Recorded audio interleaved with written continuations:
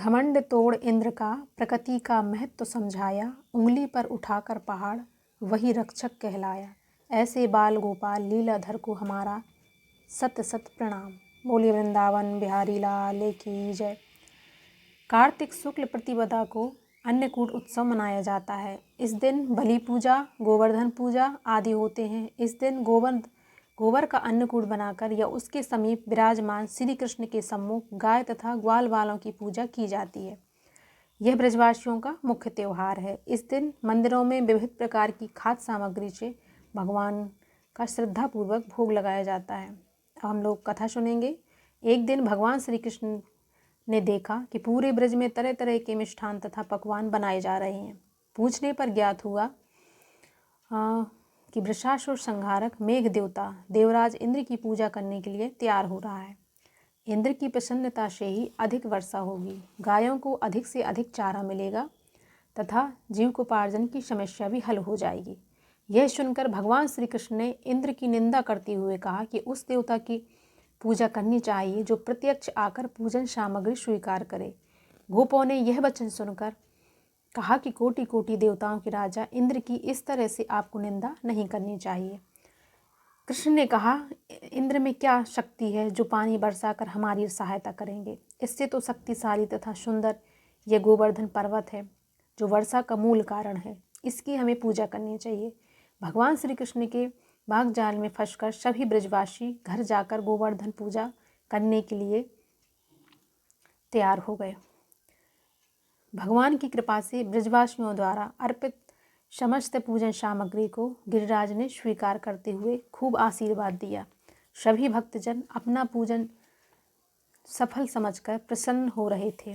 तभी नारद इंद्र महोत्सव देखने की इच्छा से ब्रज में आ गए।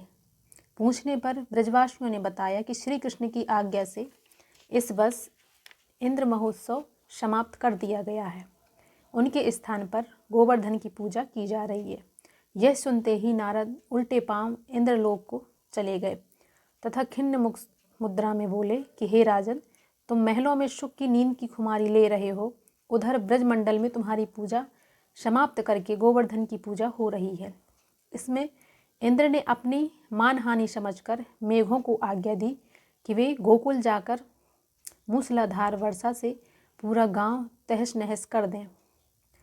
प्रलयकारी बादल ब्रज की ओर उमड़ पड़े। भयंकर वर्षा देखकर ब्रजमंडल घबरा गया। सभी ब्रजवासी श्री कृष्ण की शरण में जाकर बोले कि भगवान, इंद्र हमारी नगरी को डुबाना चाहता है, अब क्या किया जाए। श्री कृष्ण ने सांत्वना देते हुए कहा कि तुम लोग गौओं सहित गोवर्धन की शरण में चलो, वही तुम्हारी रक्षा करेंगे।